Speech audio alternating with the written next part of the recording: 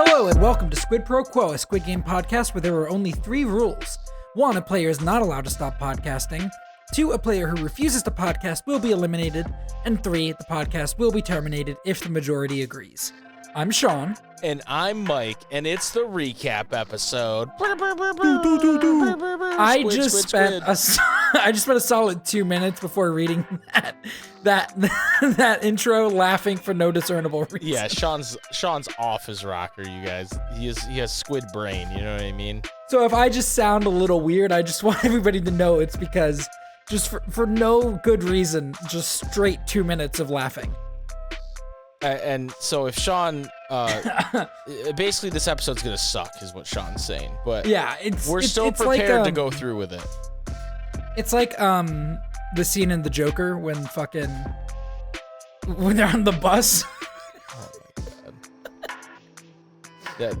Hey man, we're already a new Joker movie since that joke. You know that, right? I haven't seen it, so I don't know. I don't think I'm gonna watch that. Come on. No.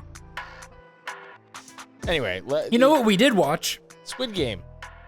Yeah. So you prepped for this? Somewhat. So I listened to our recap episode of season 1, which was like forever ago. Mm-hmm. And I'll be honest with you guys, there wasn't a ton to really pull out of there. It was funny, but we didn't really have any serious. I had one serious theory that I laid out where it was basically like they were gonna bring in a new cast of contestants, which I was right about that.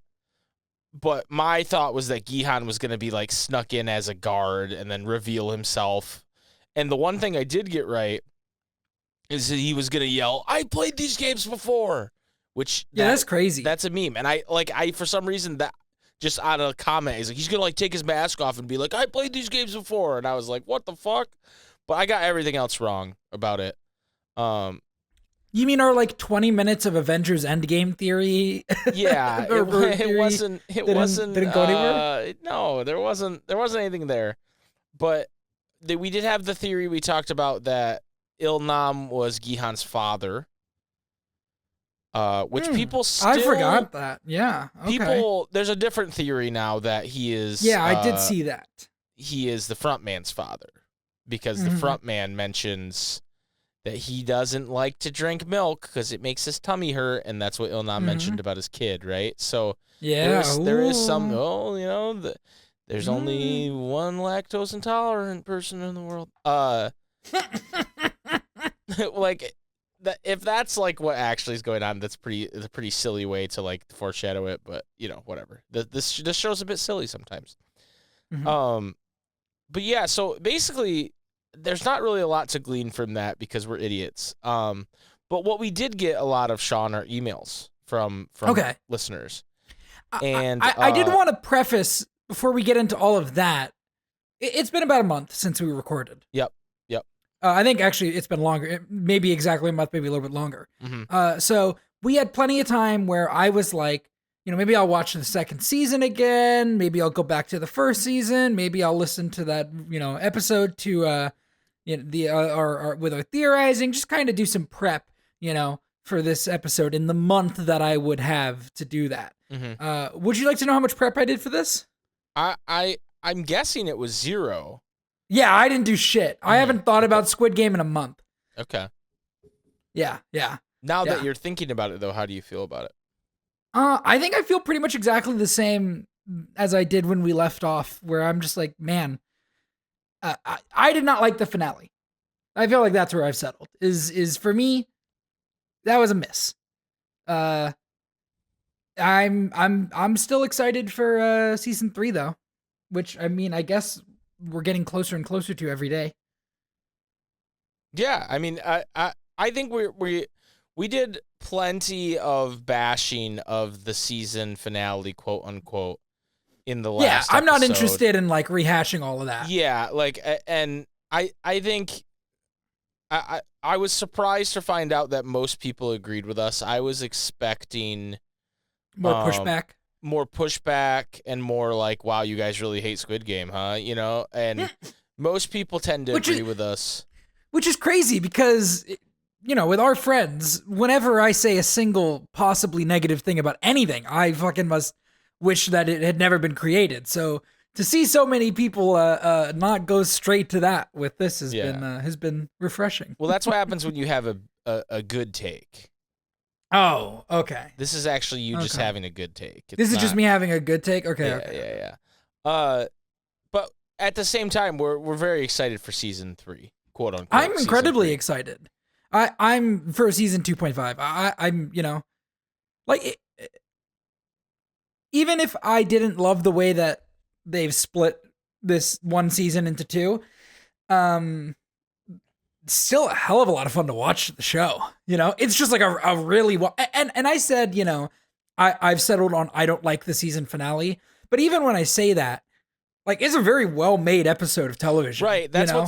It's literally just this one decision they made to split it. And again, I don't want to get too into it because we've talked about it a ton already, but it's not the quality of the episode even. It's just the decision they made to split it. And I thought if you're going to do that, you better give me like an all-time teaser for season 3, right? Yeah. You better give me something to chew on. And they didn't give a shit, right? Well, don't forget they gave us her boyfriend. Right, that's what I'm saying, though, that you actually give us something, that you didn't give a shit, And that was my big thing behind it. It's like, I'm only excited just based on the merit of the show, not because you did a good job teasing what was coming next. So I have a slight tangent before we jump into the emails. Yeah, go ahead. Early podcast plug, I guess, because this is related to the tangent. I pretty much since we last recorded, I've been doing a new podcast with our friend Iron Aggro where we are talking about the DCU, James Gunn's DCU. But we just did an episode talking about Creature Commandos because that finished in the time between Squid Game ending and this. And we had a moment where we're sitting there talking and we're like theorizing about where the show might go next. Mike, we recorded like 45 minutes of a podcast before I realized there was a post-credit scene that neither of us watched. Oh my God, really? Wait, I watched that show. It's the one where they show the next Creature Commandos? No, there's one after that. Oh, there is. Yeah, I don't think I saw it either then. Okay, I'm going to spoiler alert really quick with Eric Frankenstein. Yeah, I didn't see it. So we spent about 45 minutes theorizing what the direction of that character might possibly be in a season 2. And we're like, I wonder if he even survived the finale. Like, they're kind of unclear about it. And as we're sitting there talking about it, I bring up the episode description just to be like, just to remind myself or whatever. And I see the last sentence and I'm like, fucking wait, what? What do you mean in the post-credits scene? Yeah. So just us talking about the boyfriend showing up in the post-credits scene made me think about doing a podcast for 45 minutes, not realizing that I hadn't actually watched all of the thing I was talking about. It's really funny because I watched that all on a plane ride, and I remember like I was getting on. Tara and I went to Mexico on this trip that I got to go on for free, and I'm like getting off the plane, and I'm like, man, I wonder whatever happened to Frankenstein. Like, I remember like thinking that, like, he kind of just gets his ass beat and you don't see him again. Like, what happened to Frankenstein? So there's a post-credit scene that shows what happened to him. Yeah, I didn't see it either. That's funny. You'll have to watch it. Maybe instead of like spending time animating James Gunn typing on a fucking laptop like a goddamn idiot, they should have like spent time pointing out. All right, let's read these fucking emails. All right. So, we have our first email from Dan. Long-time listener, first-time caller. Hey guys, it's so good to hear you back on the air talking Squid Game. I've been a fan for a while and have re-listened to the catalog a few times. Thank you, Dan. Oh, thank you. Just wanted to let you know, the actor who plays Thanos is T.O.P. He is very well known in South Korea as a lead of the K-pop boy band called Big Bang, and then a solo rapper too. I have to say the song Doom Dada kinda slaps. Oh, okay. He had some major controversy over being caught with marijuana, which caused him to attempt suicide some years ago. It's a crazy story and a bit surprising if you're not versed in Korean culture. I just wanted to provide some background as I'm listening to episode 5. Can I throw this out too? While we were watching, my wife my wife mentioned that if Junhee has her baby during the games, how amazing would it be if they just added a number to the board? Then the guard walked in with a black box, pink bow with a little jumpsuit with number 457 on it. Obviously not happening, but holy shit, it made me laugh, and I haven't got that image out of my head. Thanks for all the pods, guys. Dan. Okay. First of all, thank you so much, Dan. Second of all, you're in the games, okay? And you're about to do the fucking the 5-legged race thing, right? Where you have to stop and you have to play a game in between each of the things, right? And one of your team members just had a baby, so now there's a baby on your team. Which game are you giving from those like 5 games that they have to stop and play? Which one are you giving to the baby? None. But no, in this hypothetical situation that I didn't bring up, I just want to say this is coming from the email. Which one is just pure luck the baby might be able to do? Are there any that are just pure luck? Maybe. No, I don't know if there's any that are pure luck. luck. Baby could do any of the games. I just don't. Not a newborn. Yeah, I was trying to think. There's not one where it's just like. Maybe like, can we help? Can we like hold their arm and like make them do the motion? Yeah, I'm guessing like the I don't remember what they called it, but the merry-go-round one. If you just held that baby and that was one of your like number of people, you could keep the baby alive. Okay. And they even I'm sorry for thinking about the actual right. Like it must have been. Yeah. Oof. Anyways, thanks, Dan. Appreciate it. I do have another note about this note. Not about the baby. How many people do you think listen to the podcast and really want to like chime in and explain? Because you and I know fucking nothing about South Korean culture outside of the like glimpses we've gotten. That you bring this up, Sean, because I got multiple comments on the last episode. No one was mean about it, but they were like, hey man, in South Korea all men have to go to the military for a year, so they're all military trained. Shut the fuck up about that. No one should be military trained, which I think we had been told that in season 1 by viewers. I think we were told that multiple times. Yeah, and somehow it never occurred to either of us. I didn't think about it either. I still was just like, all these idiots couldn't know how to use a gun. So, yeah, my bad, guys. Sorry. That's crazy. We've been told multiple times by different people about the military requirement. We're dumb as a box of rocks. We're fucking stupid. Yeah. You guys listen to this? Yeah, I know. What the fuck is wrong with you guys? There really are not any Squid Game podcasts out there. Not any. Is there? We're it. Fucking nothing. The only Ganbu out there. There's no other Ganbu. That's crazy. All right, you ready for the next email? Thank you, Dan, by the way. Thank you, Dan. This next one's from Javier. Squid Game Season 2, questions to consider. Hey, guys. Okay. I just learned about your podcast today and wanted to ask a few questions and share a few of my thoughts on the second season. Number 1, when do you think the frontman's wife died? In episode 1, Ji-hoon's mom said in a rant that Sean has too many familiar details to be believable, that Il-hoon's wife needed a liver transplant and was also pregnant. Did the front man get into debt to pay for her medical care and entered the games to pay off the debt before she died? If so, then how quickly did he become corrupted into becoming the front man? After he won the money and realized it was too late to help his wife and unborn kid? During the games when he saw how ruthless some of the players are? So what do you think of that, Sean, to start with Javier's question?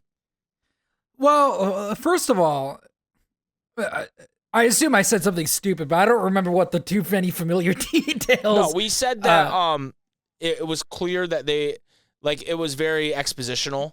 Like she kept mentioning details that were like no one would say this in normal conversation. Okay. No, that makes sense. Because the other son would know. Should know all this. Yes, but she was saying it like this is the first time he heard it. I mean, my assumption is in conjunction with Frontman stories that he tells to to Gihan in the games is that he won the game, came back, and she had died while he was in the game. Yeah, that would And make the most sense to me. Similar to and I Gihan's mom. think, I think that probably broke him. Okay. Like I'm sure the games started to break him, but my assumption would be that there's probably a little part of him that's like, well, at the very least, I'm gonna go back and like it will have been worth it for this, and then it wasn't even worth it for that. Like there was no upside to it. Yeah. Yeah, and then it broke him in a different way. It broke Gihan, right? Yeah.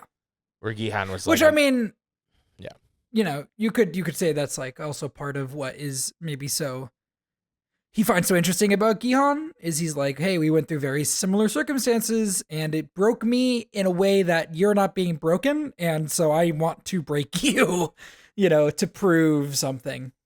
Right. But we won't know that till season 2.5 for sure. Yeah, final chapter prologue. Javier continues, what the fuck is the meaning behind the jazz diorama?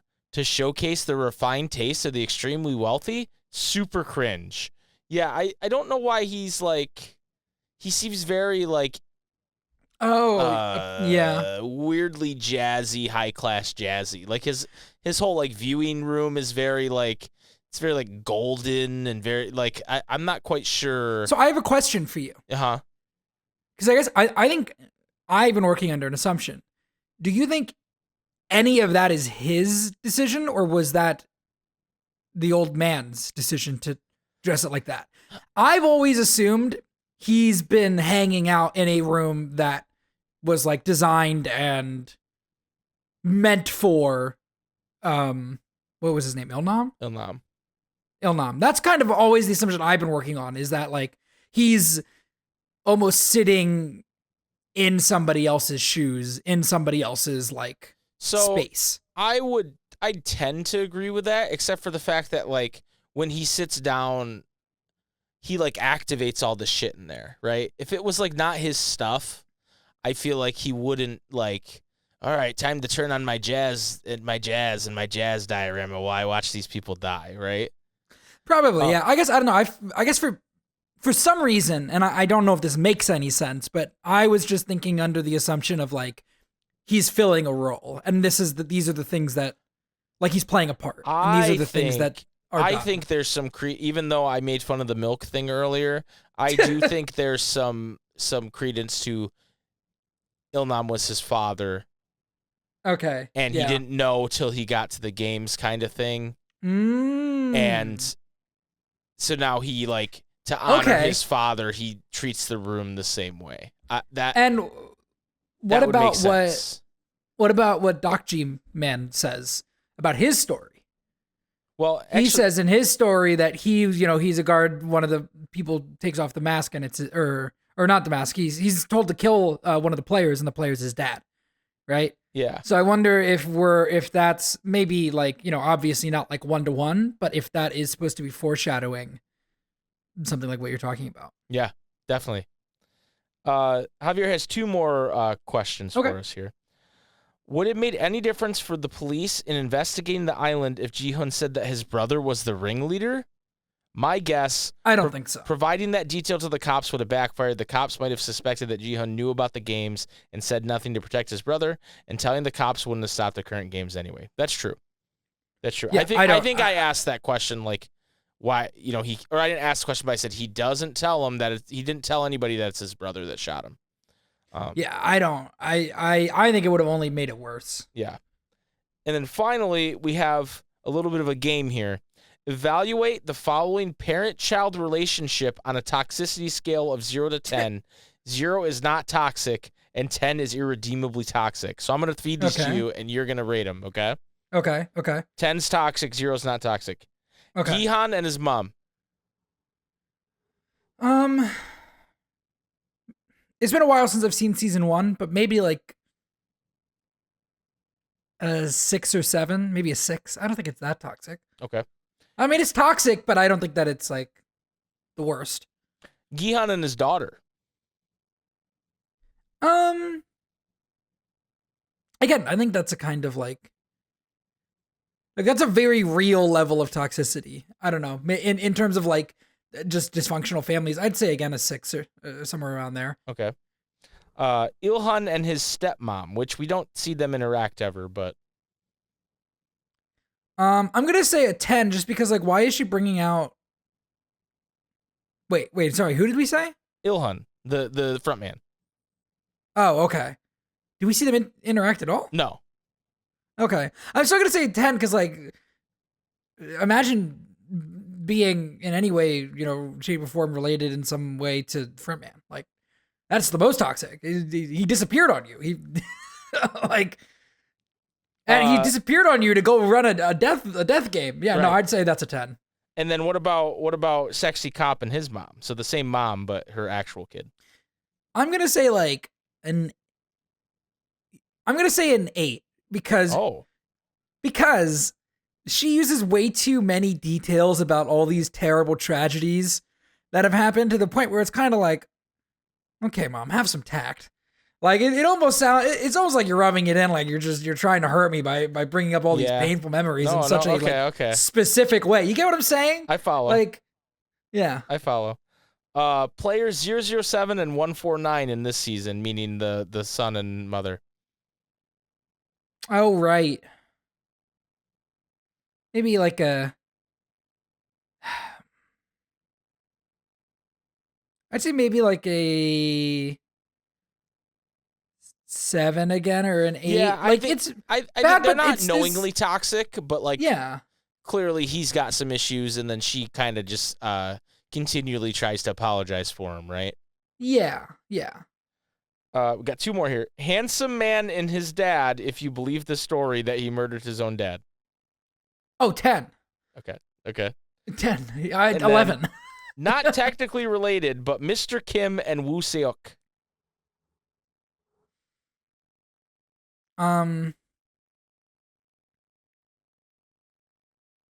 Wait.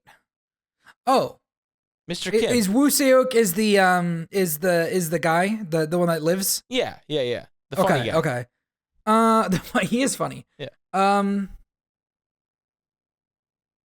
Maybe a 3? I don't know. I don't think there's anything really toxic about that relationship. Yeah, I think they're pretty wholesome. Except they're they're obviously like crime people. Yeah, but I don't know. I think you can be crime people without being toxic. For sure.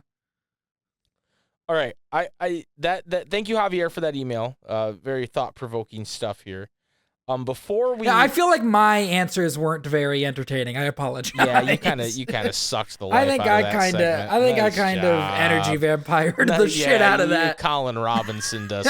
Colin Robinson. Yeah. Dude, don't spoil what the next show we're gonna cover is. Dude, I would love to cover that show. So we're gonna take a break from the emails because I actually have a Spotify comment that made me look like an ass, and I feel like that's important to continue to highlight those. Yeah. Grace said on episode 1, I just realized that Gi-hun's seen the front man in his nightmare. Makes no sense because he never saw him in season 1 as far as I remember. And I replied, hey, Grace, I thought that too, but I'm pretty sure the front man is in the limo with Gi-hun when he's dropped off after the games. Grace replied, but Gi-hun was blindfolded the entire time in the limo. Just a plot hole, I guess. Damn, you are an asshole.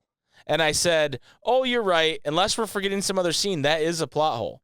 So what do you think about Gi-hun seeing him in his dream when he never actually laid eyes on the front man's mask? I think clearly this is just proving that in our theory episodes, we weren't going wild enough. Because clearly there's some sort of magic or eldritch abomination type shit going on. Like, there's a fantasy twist, apparently, is what I'm finding out here. Like, that for some reason he's having visions of the front man that when he's never seen it. I don't know, dude. Yeah. Unless there's some scene we're not remembering. That's a pretty big weirdness to me. I think that's pretty strange. So thank you. Thank you to Grace for pointing that out, because I think I had the thought when I saw it, and I didn't mention it on the pod because I was like, oh, there must be a scene I'm forgetting. And then when she said it, I was like, oh, yeah, the limo. And she's like, no, he's blindfolded, idiot. And I was like, yeah, okay, I'm a jackass. Nice. Yeah, and I guess there's no... The only other time that I can think of where Frontman is like near the players is when the doctor ends up in the Yeah, he doesn't ever like come out when they're like doing the yeah. cookie or whatever and be like, I'm the They- front well, he- man. yeah, no, he's in the room at one point in like the cookie room, but everybody's gone at that Right. point. Yeah. It's just like one player left or something when he he doesn't when like he's in come there. out and wave to everybody, right? He's not No, like, I'm the front I'd man. really like to see that. Like, hello, welcome to my home. Welcome to the games. I'm the front man. You know? I'm the front man. I'm doing like a Kylo Ren thing with that. I want fucking so bad, and I guess we kind of just got this a little bit, but I want undercover boss with the front man. Yeah. Yeah, that's basically what we did, right? It is basically what we get, but I want it to be like one of the guards or something. This season has basically been undercover boss. Yeah. It's a really extended version of that Kylo Ren skit. But he doesn't at any point go, I hear front man shredded.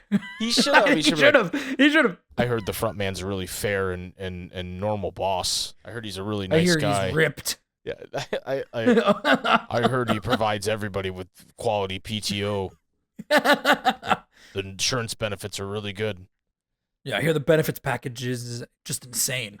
Very, very fair and measured. Yeah. All right, so back to the emails, Sean, because we got a lot of them.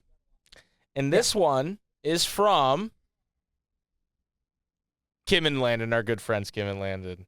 Oh, yo, the goat. The subject says, finale my ass. Oh, get him. Get him. Hello, Squid Boys.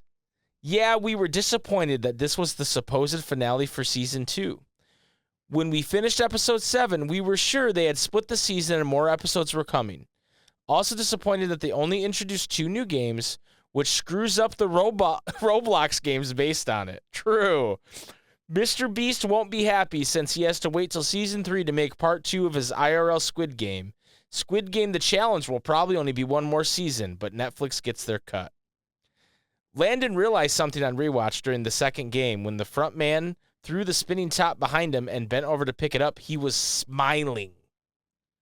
Oh. Also, this wasn't part of the game, but maybe the reason the front man stalled on the gunfight was to entertain the VIPs. Maybe same reason for purposely messing up the spinning top. That's a good theory. Okay. The guard number 11 storyline was left lacking. She got an episode partially based on her backstory and then didn't have that much screen time in the games. They just kind of forgot about her. Well, it's because they cut the season in half. Exactly. Landon's predictions for Season 3. Gi-hun will be at least one of the winners, because of course he will.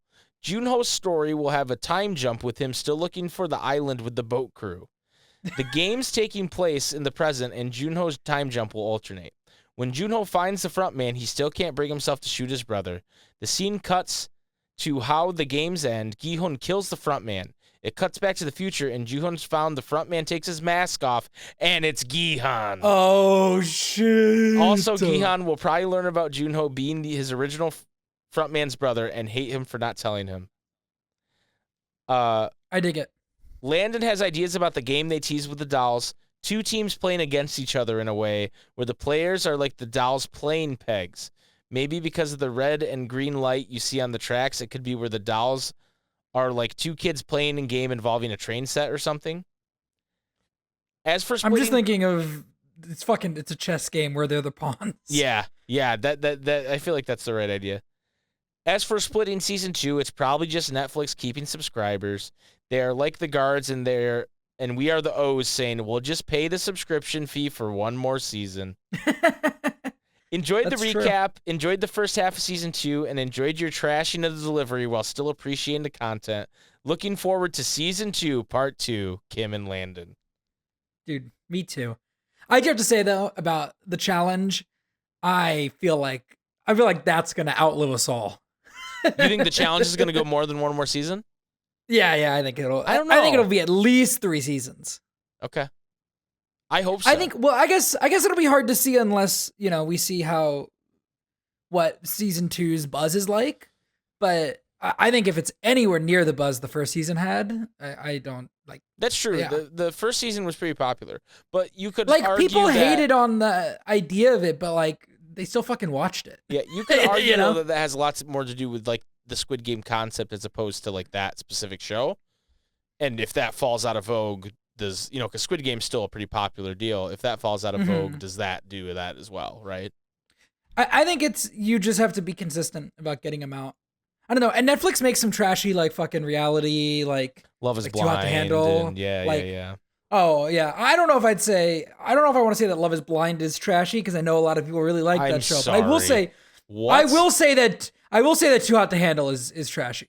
I've never seen Love is Blind. I'm not trashy. Have you seen the show? No, I haven't. I just know that a lot of people Sean. really love it. And I don't know if they Sean. love it for like legitimate reasons or not. No, it's trashy. Anybody who watches it and enjoys it will tell you it's trashy. Okay. I watched a season with Tara, and I was like, this is fucking terrible. This is like the most trashiest thing. And then I was like, but I gotta know what happens. Yeah. I watched the first season of Too Hot to Handle, and that shit was trashy as fuck.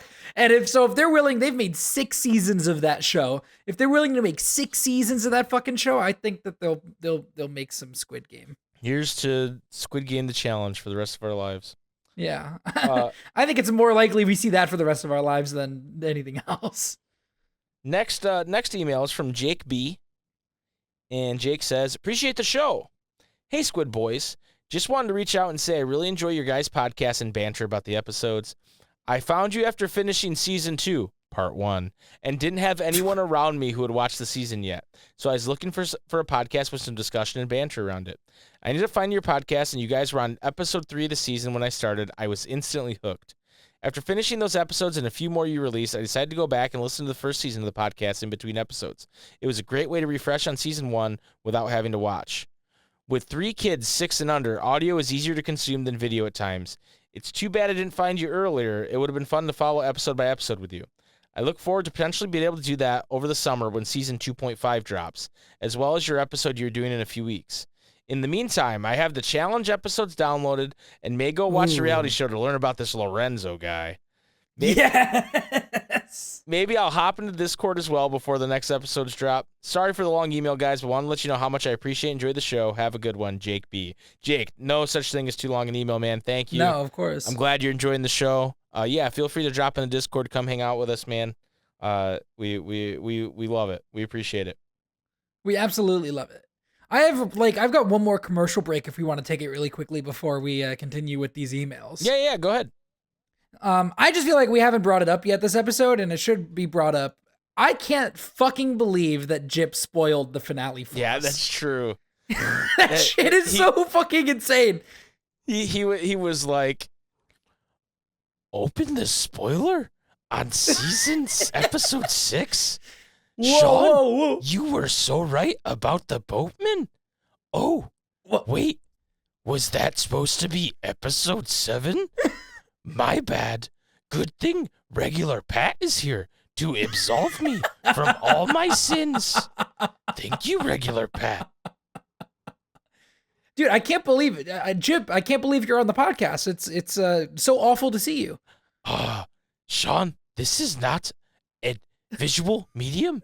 You cannot see me. That is some fucking shit that Jip would say. I cannot see you. Well, that's so weird that Jip was just here. He jumped in the call and left. Yeah, I didn't know that people could do that. Yeah. Also, I do want to point out because, it's been, I didn't get a chance to say this since the episode was recorded. But yeah, Pat, you got your fucking shin kicked in on episode 7 too, okay? That's what happens. If you're not with us, then you're our fucking enemy, and your shins are equal opportunity targets. I think we should put this conversation on pause to be continued because we did get an email from regular Pat. Oh, okay. Spoilers. Okay. We'll read that email in season 2, part 2. Yeah. I want you guys to know I had this bit planned out where halfway through this episode, we were just going to have to end and be like, all right, we'll continue in the next episode. And then it was just going to be more emails. And I was going to say that fucking Embrace Your Group made us split the episodes in 2. But it's a lot of work. It's a lot of work for a bit. So just know I'm funny. I'm just not going to carry it out with it. Okay. Yeah. All right, so this next email is from Bird. Simply Bird. And Bird says, "Hi, Squid Boys. Love you guys. 2 thoughts. I think the Craven decision of this season into season 2 and season 3 is less about wanting to have 2 cultural moments and even more about financial quarterly reports. They dropped this season Probably. at the end of December, an odd choice, until you remember that date is right on the cusp between financial quarters 4 and 1. So people who subscribe just for Squid Game are likely to have to pay in both quarters." Then, So I hate to do this immediately, but financial quarters normally reset from 4 to 1 in March, right? yeah. They go into the next year. I think you're right that it is like financially motivated, but I just wanted to throw that out there that I don't think it's specifically about trying to have it double dip in their financial years. I mean, I guess it technically does double dip in their financial years, right? Well, what they go on to say before you rudely interrupted is the next season is scheduled for June. Oh, okay. Wouldn't you know, right on the cusp between quarters 2 and 3. So again, those subscription numbers are bumped for 2 quarters. In total, Netflix gets to have Squid Game boost for their numbers for all 4 quarters this year. Quite a boon for their shareholder reports. Capitalism may be bad in the plot, but the show itself is a capitalist dream, LOL. Add to that, the creator sold his international rights for a song with season 1 and was entirely left out of the phenomenal financial gains from his own creation. So true. Yeah. Very true. I'm an asshole for interrupting, Yeah. but also I did feel it was important to to note that. I mean, I'm getting dragged in the comments. It's only fair that you come drag yourself here and Yeah, I'm just trying to join you in the mud, you know? Their second point, Bird's second point. I kind of like the ending with 001 and Gi-hun. Essentially, when 001 says Gi-hun has been playing the game of the hero, he's pointing out that Gi-hun himself has become one of the disgusting elites he thinks he's fighting. An entire game of 456 people, and their lives have been staged here specifically for Gi-hun's entertainment. The entire Squid Game has been an RPG for Gi-hun and his Messiah complex. Everyone around him has been used for his personal fantasy. He's not saving them. He's made the entire game his own. I like that. I really like that. And I guess this is something that I kind of want to get into. I really like that idea. Do we think that this show is going to have like the cojones to really like paint Gi-hun in a bad light next season? I think he's going to have to answer for how frivolously he played with these people's lives in order to achieve his goal. I do think there's going to be, he's going to have to answer for that a bit because otherwise what was the point of that, right? Yeah.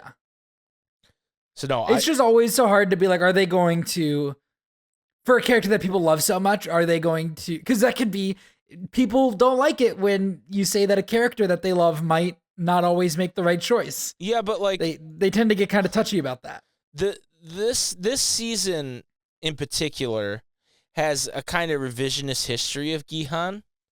Mm-hmm. And Gi-hun was a pretty shitty dude for the majority of season 1. I'm with you. And I guess I wonder how much of that is deliberate for the story that they're telling and how much of that is they have this like caricature almost of who Gi-hun was because of the fans. And I'd like to think that the writer of this is a bit smarter than just playing into that caricature. I think that this is a means to an end as far as like, and I do think he redeems himself from it, but I do think that he's gonna get kind of down in the mud before we get to that. You know, and not just in the way that his friend died, but in the way that it's like, hey, you played the hero here, and all these people died because of you. And I think there's gonna be some real focus on that. And if there's not, then I think I'm gonna be pretty disappointed with season 3. Me too, because like I mean, let's be real, right? Gi-hun didn't need to go do this. You know? No. Like Junho was never gonna be able to convince anybody, but Gi-hun can go be like, hey, look at my fucking bank account. Yeah. You know?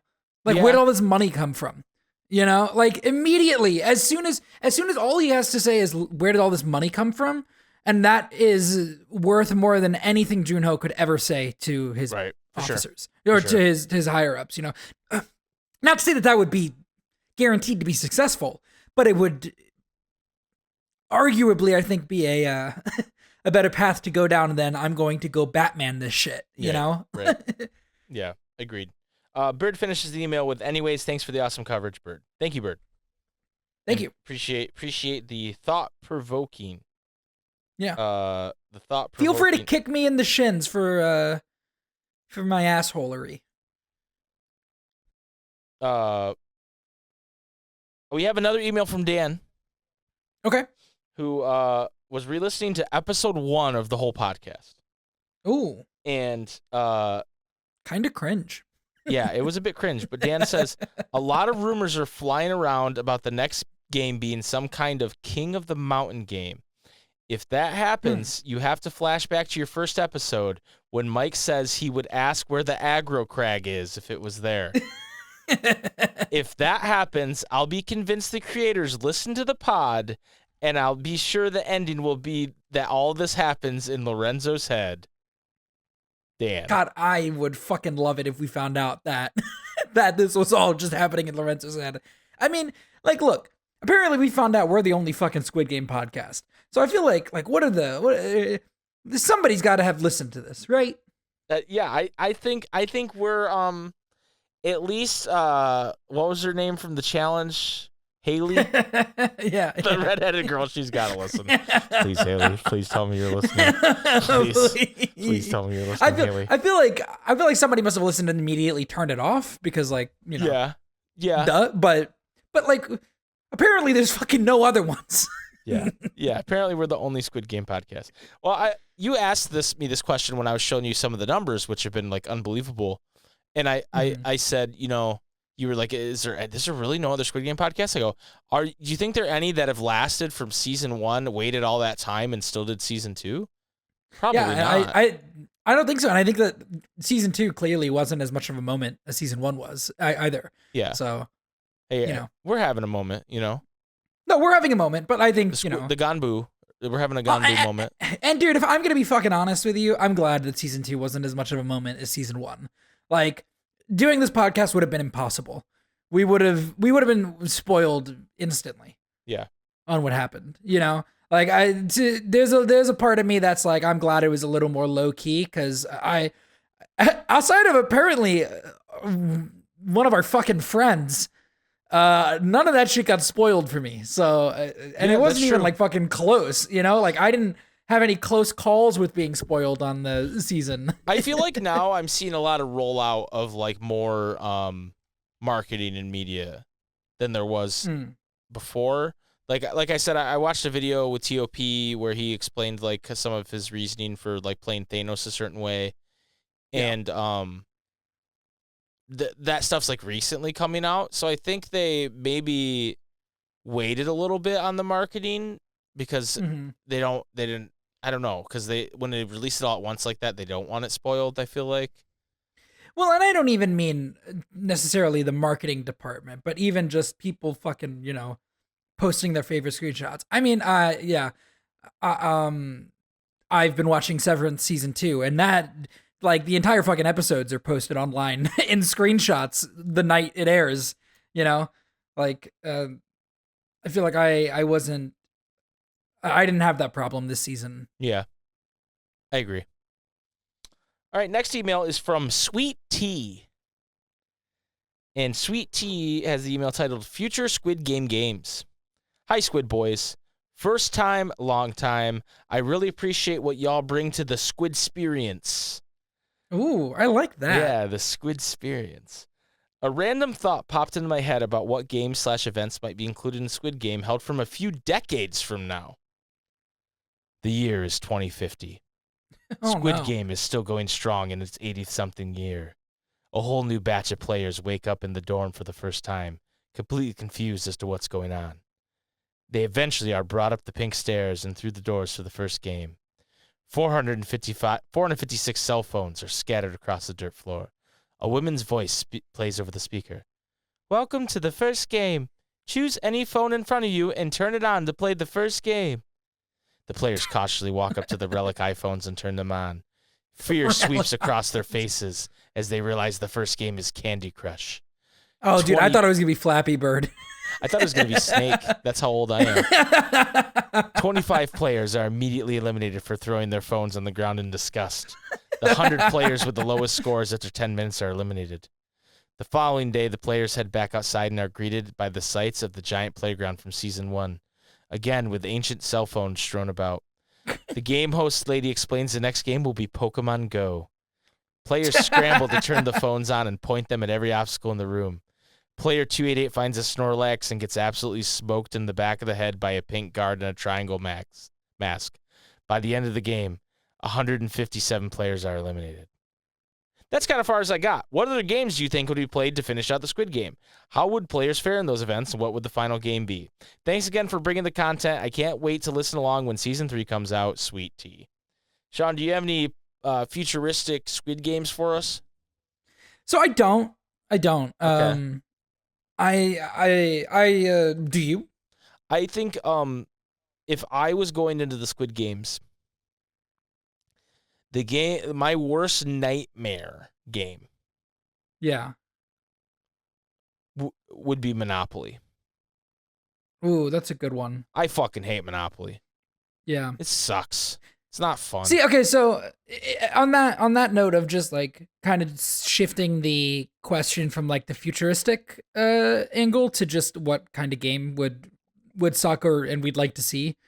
I'd like to see another kind of physically competitive game. I think back, Tug of War was a really good game in Season 1. And I think you could do something cool. I mean, they're on a big island, like maybe some sort of capture the flag type thing. Like, capture the flag, and if your flag makes it, to the other team's base, your whole fucking team is eliminated or something. I mean, the rumored King of the Mountain would be that, right? Yeah. So but I'd like it almost in a, and I honestly, this could deal well with our good friend Gihan. But just some sort of like physical.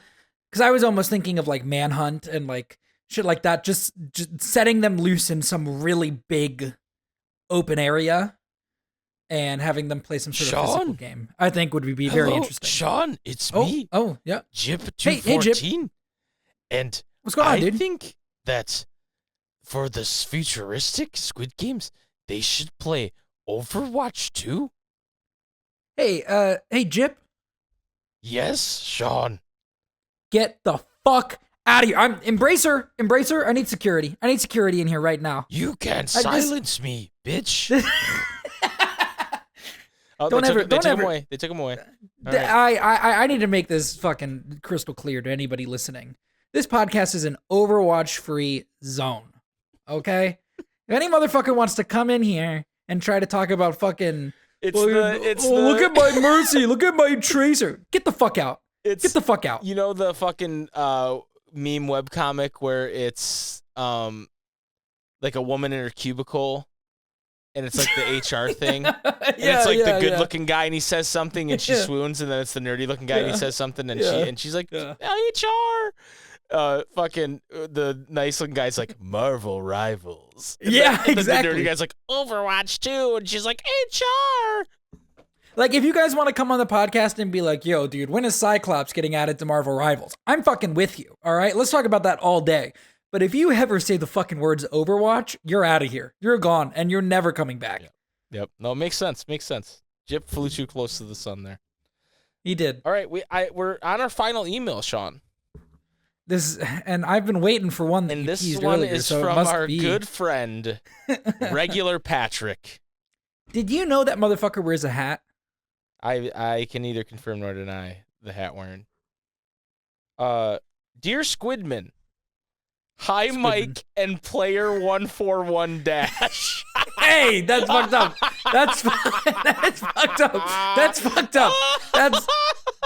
That's worse than anything I've said about. Oh my god, guy killed you in the fucking hello line. I'm rescinding the invite for Squid Game the Challenge Season 2. I'm rescinding it. It's gone. I can't believe you did that to you in the fucking hello line. That's crazy. Did you proofread this? Did you know that was coming? No, I didn't know. I proofread all of them except when it's like someone like Pat, when I know it's like, Pat's Pat. But Yeah. Oh, that's funny. Hi, up. Mike and Player 141 Dash. This is your favorite extra tentacle, your dearest Ganbu, regular Pat. Even though my shins received a kick or two, thanks to my unfortunate association with Jip 214 in your finale coverage, I wanted to write in and say you guys did an excellent job discussing this season. I didn't realize you guys were putting episodes out as quickly as you were, so I ended up binging the whole pod over 2-3 days after I finished the show. Really great analysis and banter, as expected. Very proud to call you my Ganbu. I'm writing in with a problem. I really quickly, I'm so proud to call regular Pat a Gonbu. I'm so glad, that he's part of the extended Squid Game family. I fucking hate the image of him being the extra tentacle. No, I kind of like it. I mean, I hate it in a way that I really love it, and I'm never gonna be able to stop thinking about it. He's our extra tentacle, I'm 4, you're 4, and he's the 9th tentacle, Yeah, he's that tentacle you just can't get rid Squids of. have 8, right? Or do squids have 6? I don't know. No, squids have 6. Octopi have 8. Oh, because Octo. Yeah. So like he's the Octopath 7th. Traveler. He's the 7th tentacle. Kingdom Hearts. Yeah. I'm writing in with a problem. Not too long ago, I convinced my girlfriend, shout out Pat's girlfriend, to watch season 1 and eventually season 2A of Squid Game. Ooh. She started watching it on her own back in 2021, but dropped off when they left the games because it was too boring. Yeah, episode 2 will do that too. She's a year younger than me, so I think that was the Zoomer in her acting out. But on our watch through together, she got invested and ended up enjoying it. However, in the season 2 mid-season finale, I think the death of Jung Bae at the hands of the frontman may have been a glass bridge too far for her. Ooh. She sat on the couch staring straight ahead with tears rolling down her face and asked me, quote, why I got her into this fucking show. I guess I'm a bad person because I didn't feel very sad when I watched it on my own. I was just sort of annoyed that this clearly one season was chopped in half. I was Mike Pilled and Sean Maxine, I guess you could say. Anyway, I'm just worried she won't want to watch season 2 part B with me. I think the Marbles episode in season 1 was my freebie, but I ended up letting her get hurt again by exposing her to Jung Bae's death. I know this is mostly an advice pod, so what do you guys think I can do to get back in her good graces?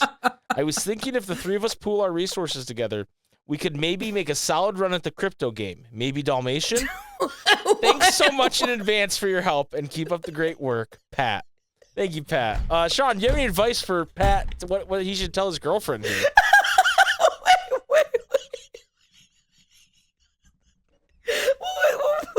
What was that last part? Hold on, I'll go back. I was thinking if the 3 of us pool our resources together, we could make a solid run at the crypto game, maybe Dalmatian? Thanks so much in advance for your help and keep up the great work. Pat.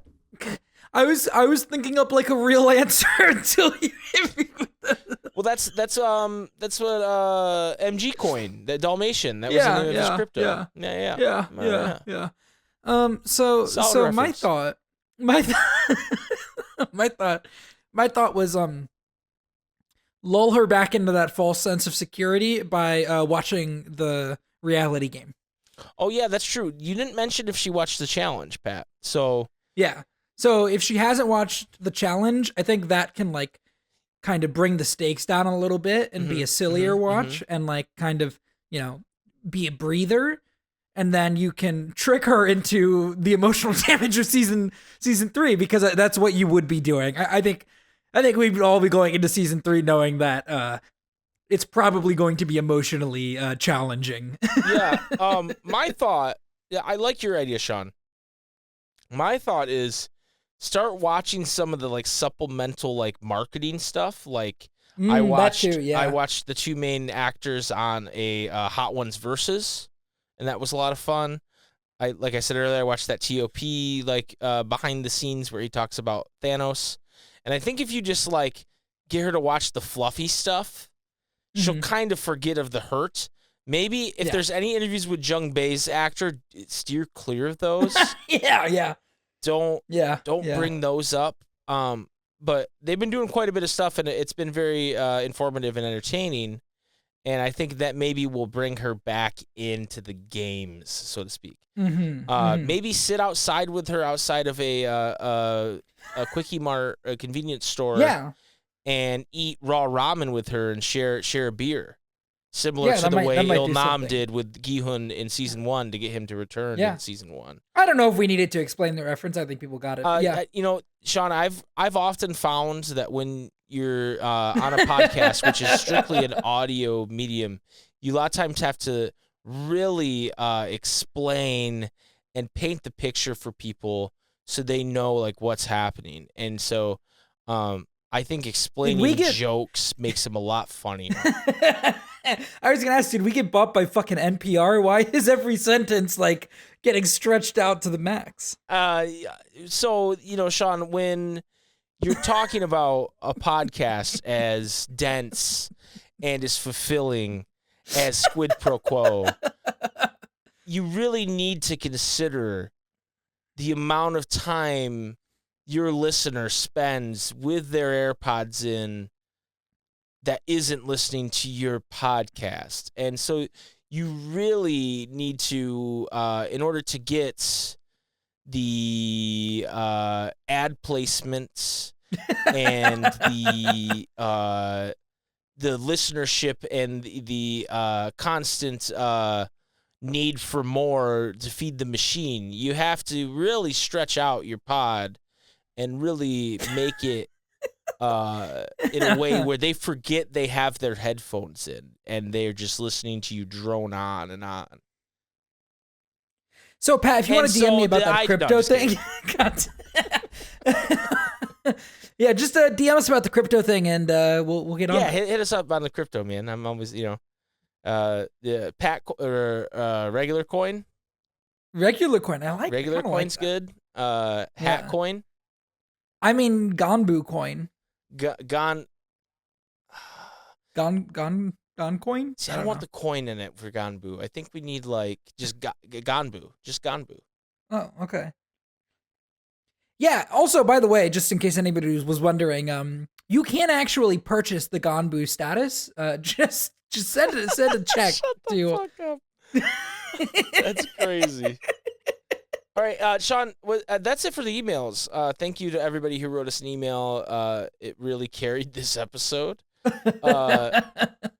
Sean, do you have, was there any Discord stuff that we... I don't think so. Like I said, I did zero prep for this. You didn't fucking look, you fucking bastard. All I know is Pat got really mad in the Discord about us kicking his shins in. Hold on, let me... I think a regular Pat is starting a new pod in the off season. That's something that was brought up in the in the chat.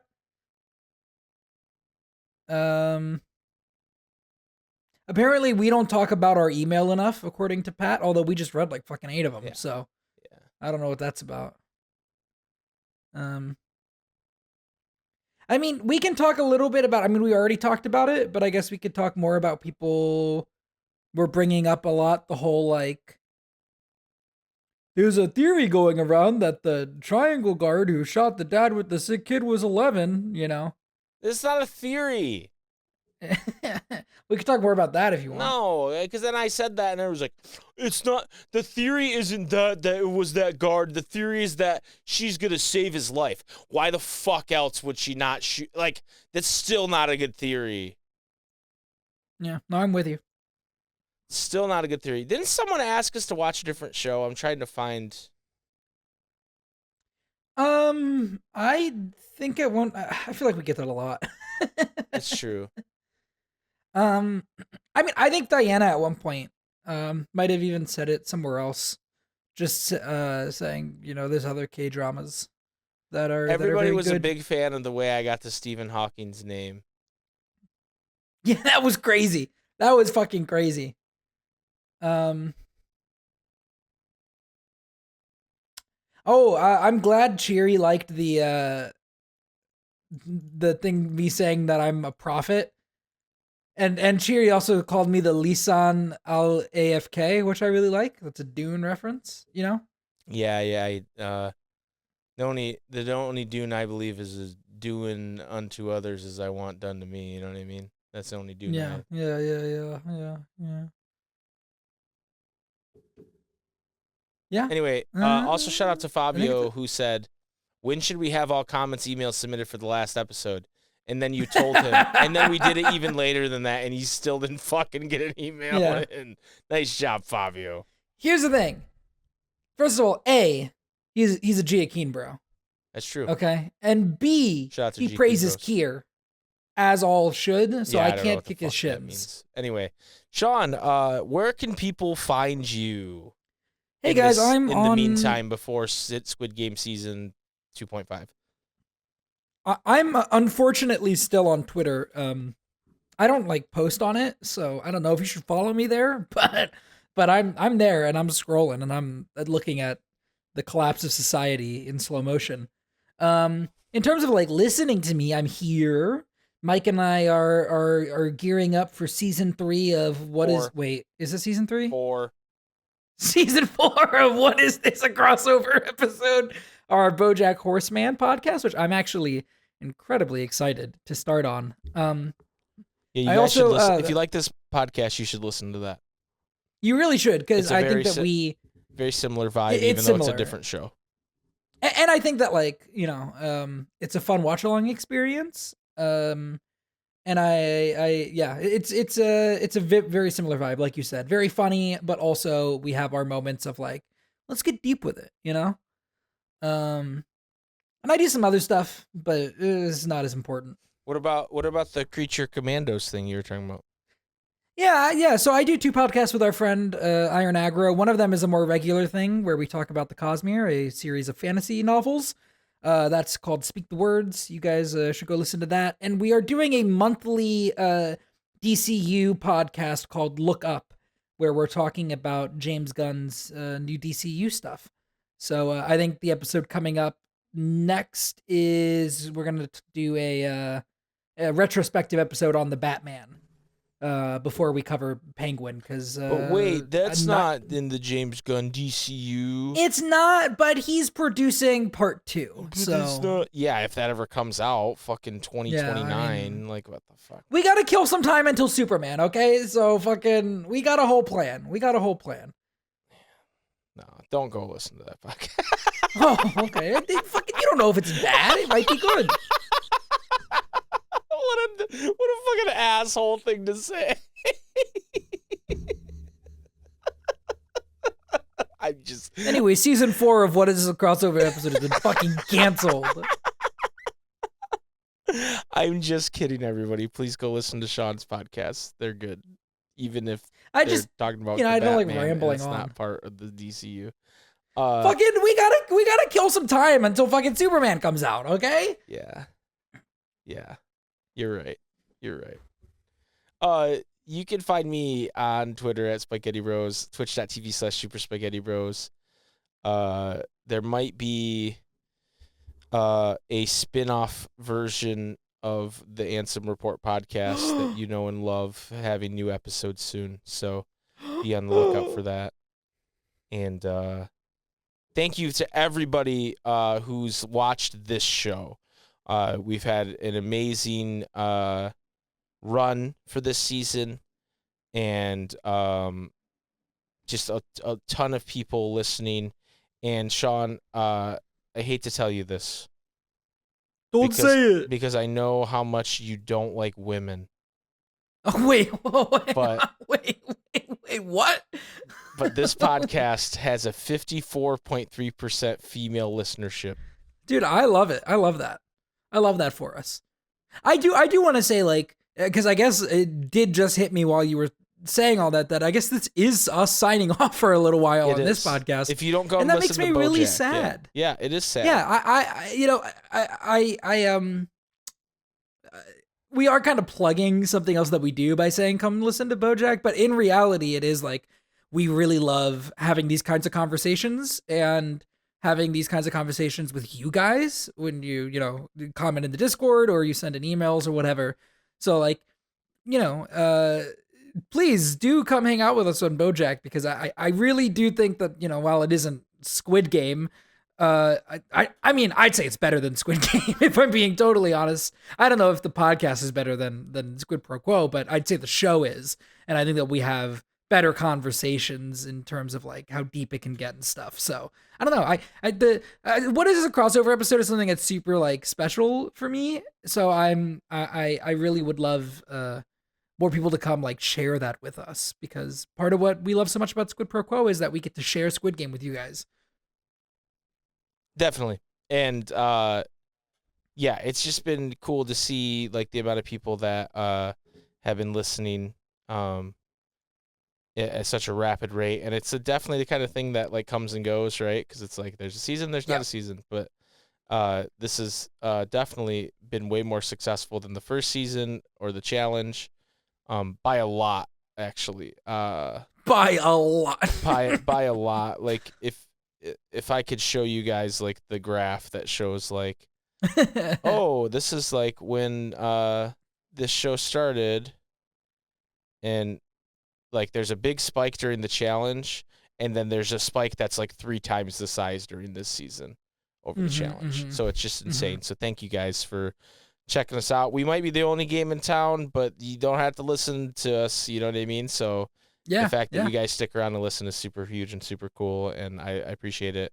And all the people who wrote emails and commented, and even if you were telling me I'm a dumb piece of shit, like no one said that, but even if you did, I would still appreciate it. So, and we need to hear that more often. I do need to be told how much of a dumb piece of shit I am. I just, not enough people look in my face and go, "You dumb motherfucker," you know? True. So true. Anyway, Sean, I'm ready to end this podcast. I'm not ready to end the podcast. Oh, no. I agree. I agree to end this podcast. Thank you guys. We'll see you in a few months. Yeah. Bye. Guys.